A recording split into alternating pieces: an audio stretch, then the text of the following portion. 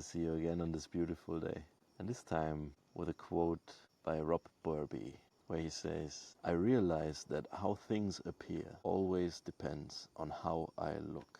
And how do we look to that things appear nice? Great to be back with you, my friend. He's pointing at something that's so easy for us to forget, which is we're not simply taking in phenomena as they are in some objective sense. Rather, we are seeing and constantly filtering the world that we perceive, that we take in.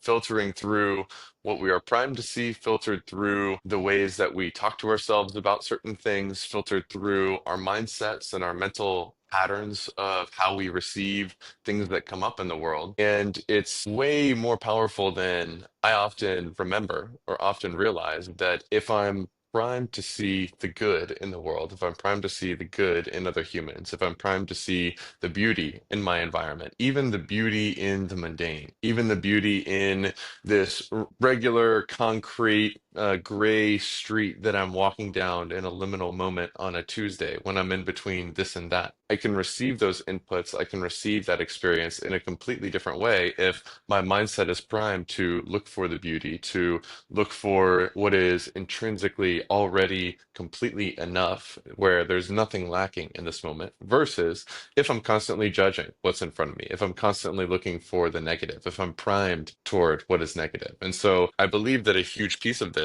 is how our mind is primed, how our mind is entering in a moment to filter what we see. And I think that this really is powerful in how we are primed to see the intentions and the energies and the ways that other people are acting in our life. If we start with this posture of trust, goodwill, good faith, open-heartedness, we receive so much good energy from humans that we interact with, even strangers standing in line at the cafe, versus if we are guarded, closed, and mistrustful and negatively charged towards other people around us. That too is self-fulfilling, where we will find people annoying around us. We will give off negative energy and we will receive actually more negative energy. And so even more so than just the raw inanimate phenomena in our environment, our human interactions and what we see and perceive and experience and feel from the random day-to-day interactions are so subject to priming and the ways that our mindset is postured when we begin an interaction. How do you think about the practices or what's useful or what is potentially counterproductive as it relates to the things that we are, the ways that we orient our minds? What are the practical practices? What are the ways that we can think about the influence that we can have in our own sight, in our own way of looking, and in our own inner posture and filtering of the things that arise in our perceptions? Beautiful question. And this, as you said, the world appears to us as we expect it to appear to us. So we don't see the world as it really is. We see the world as we are. And this is a powerful reminder that whatever comes into our system is shaped by our system to form our experience. And with that form, that what we call life, that what we call moment by moment. And it's a big part of, for example, our beliefs about the world shape what we experience. And as you said, it depends on what we believe, how the world appears to us. Like, I believe it's a powerful belief that believing that the universe conspires to have a great that we have a great time gives us more options and more situations in where we actively look for it. It's about the intention we set to experience connection, beauty, and love, to see the beauty in the mundane, for example. And the practice for sure is being aware of your motives, being aware of your belief system, auditing what you believe.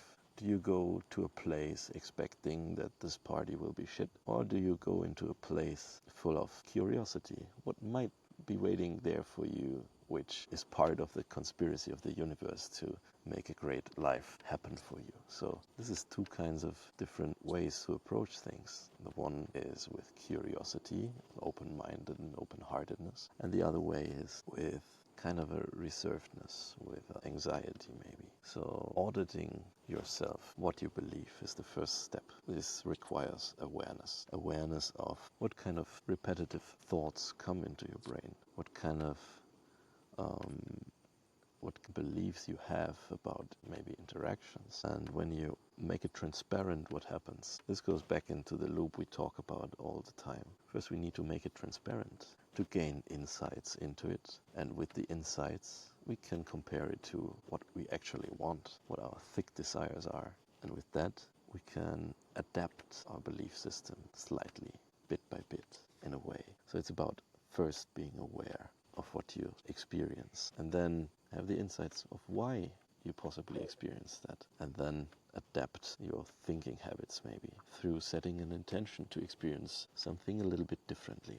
The next time when you go into the conversation with your brother, your sister, your mother, your father, set the intention to do this one thing differently that you always repeatedly do, and that always repeatedly comes to the same outcome. Just try to tweak this thing with intention and be aware of it, and then see what happens. What do you think of practices that might help us? I think they're important. And I think it's helpful to find different angles at this and to be intentional about it. And I've recognized recently that sometimes I even can be aware of a pattern of, for instance, resistance. So in my life in the last few weeks, I've noticed a lot of almost this inner narrative of complaining within my mind. I feel forced to go through XYZ experience or XYZ change in my life that I didn't choose for myself and that I had something else in mind. And then I noticed myself complaining about it to myself, not really to others, but really to myself, thinking about how I'm frustrated on this and that. This and that is unfair. This and that is not how I want. I have to do this, but I want this, and this whole complaining narrative. And sometimes those narratives can become more entrenched when there's a story told, and then there begins to creep in once the story repeats this little bit of identifying with the story, identifying with my part and how I view this main character playing out in the story or the story playing out against him. And this way of thinking and seeing can become rigidified through our narratives about them within our mind, especially when identity begins to get involved in the picture. And so in these moments, I find personally, at least with where I'm at on certain things, that I can't just snap my fingers and completely this story disappears. There's no remnants, there's no residue, it doesn't pop back up, etc. But at least I can introduce more nuance to it on purpose. And I find that when I try to do that, there's a part of me that really resists it. There's a part of me that just wants to tell this story in black and white. Everything is all bad and everything is all wrong and everything is 0% my fault and there's nothing that can improve it. There's no silver lining to anything. It's all blah, blah, blah. And I almost have to force myself through the exercise to say, okay, but I hear you, but what is there in my life that I am grateful for? Can you think of 10 things that you're grateful for? And then it's almost like, fine, I guess my health is good, and I guess that I'm not in a Hmm. war zone, and I guess that my parents are still alive, and I guess that I have a car that I can drive places, and I guess that I have a roof over my head, and guess I can think of these 10 things, but fine, like it still sucks. And then I can look at those things and say, okay, well, can we see those? And we can see that it at least could be a lot worse if we had had our leg cut off yesterday, or if we had gotten diagnosed with cancer last week, or if we didn't have a roof over our heads and something to eat today and a car. Like, can you see that?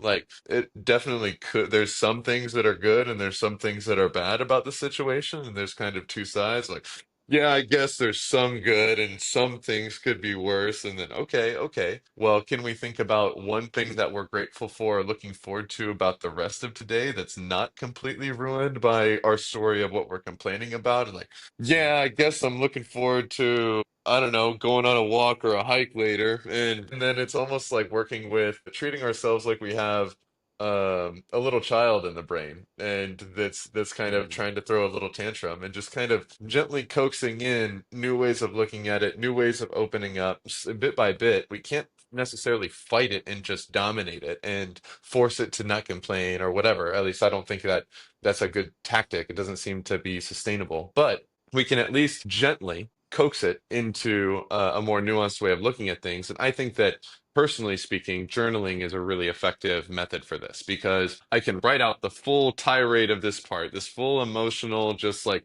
brain dump of everything sucks and here's why, and everything's everybody else's fault, and I'm just a victim of everything, and everything sucks. And then we can get into, okay, now that we have some daylight to shine on our story, do we see that some things are a little bit exaggerated and when we're ignoring some facts, and hey, we can write this list of things that are actually pretty good about the situation. Then, after we write that out, we have some nuance. We can begin to orient ourselves toward a possibility of a vision, a possibility of a vision of something good in this, a possibility of how could this situation be good for me? How could there be blessings in here? How could I experience joy in the circumstances in which I find myself or the circumstances in which I anticipate myself being in soon? And once we can have some semblance of some positive vision, even if the negative is still there, we don't have to self-deceive. We don't have to pretend everything's rosy and there's no problems. But we can open ourselves to the possibility that there can be,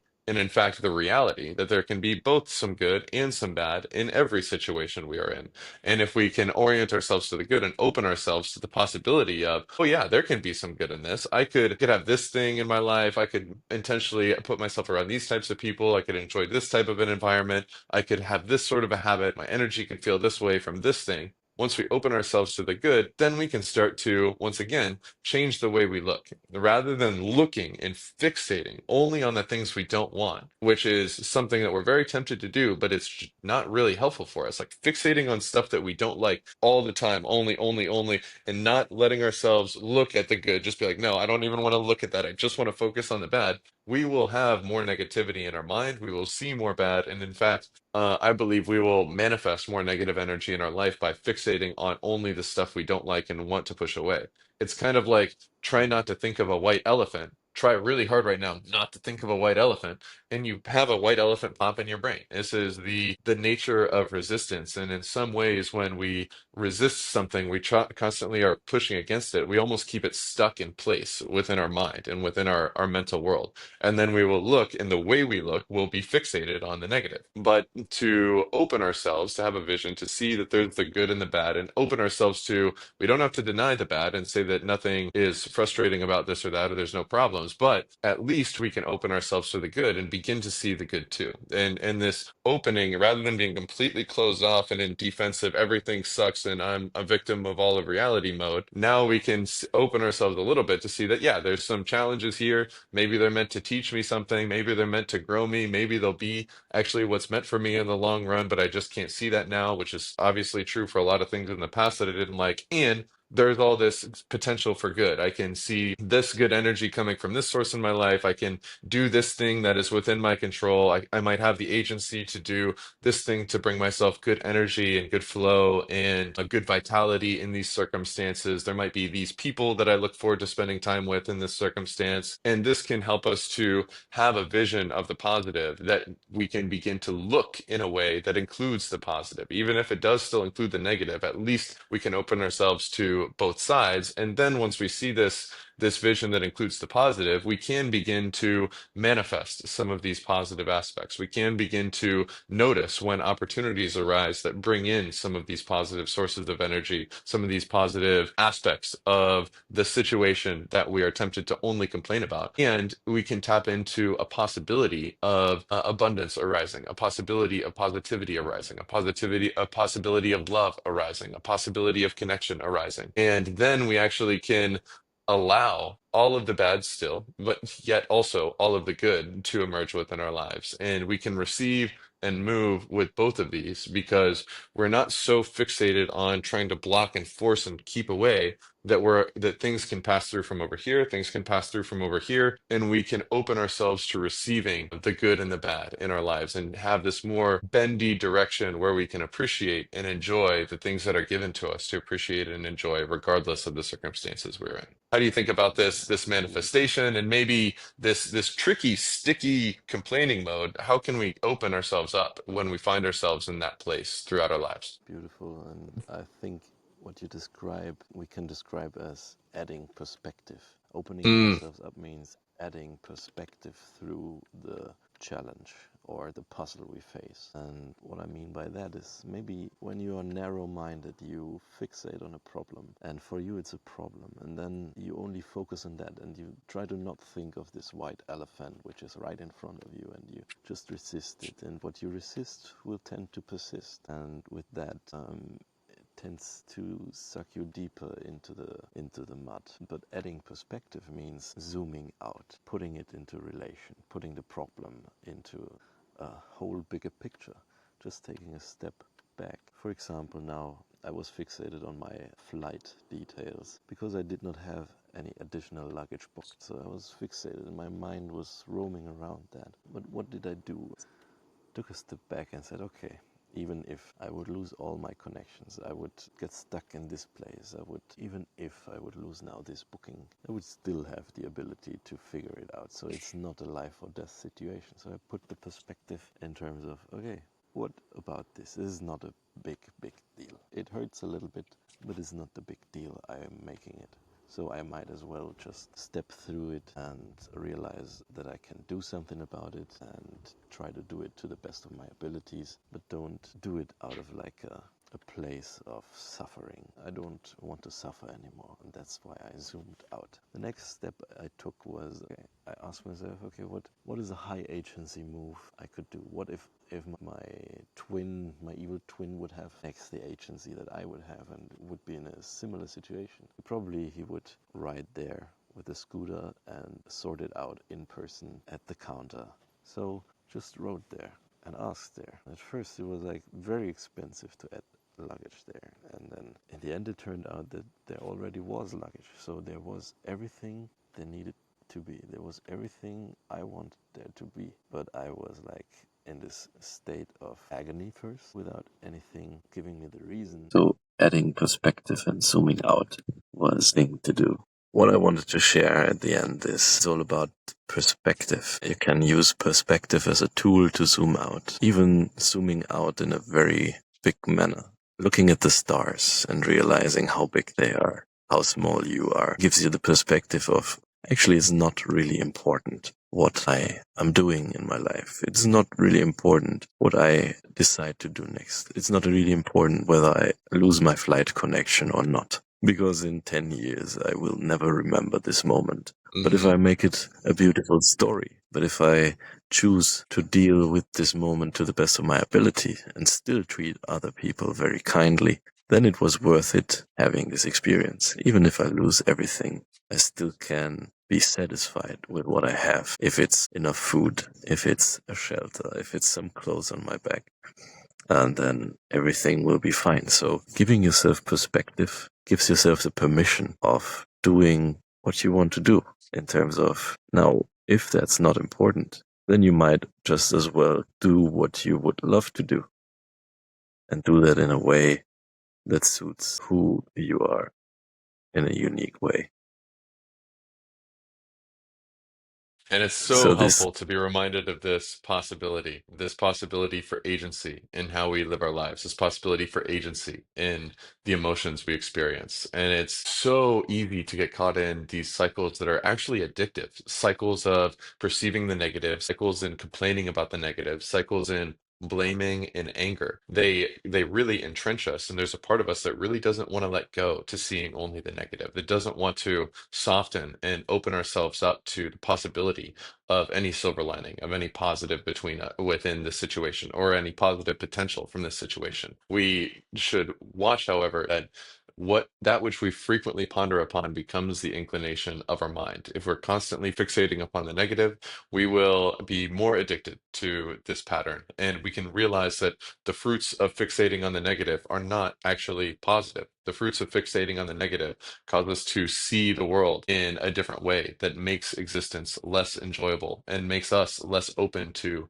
possibilities, closes us off to abundance. And so allowing the negative to be here, for sure, allowing the resistance to be here, even allowing the frustration, even these complaints, these things will arise within our mind, and we don't have to force and constrain ourselves against them and resist them, which is almost like a second layer of resisting. Resisting the resistance actually does entrench the resistance, even. But I think of it as more of an allowing, more of a posture of surrendering to the moment and whatever it brings. Even if right in this moment we're seeing negative, we don't have to even fight that, but yet we can begin to soften and open ourselves to the positive within the challenge. And I think this can enable us to perceive abundance, to perceive opportunities, to perceive nuance, and to be much more flexible in our relationship to what arises and allow good to come, allow healing to come, allow peace to arise, even if just for a moment, allow love and connection to make its way through our web of frustration with the circumstances in which we find ourselves. So, this is a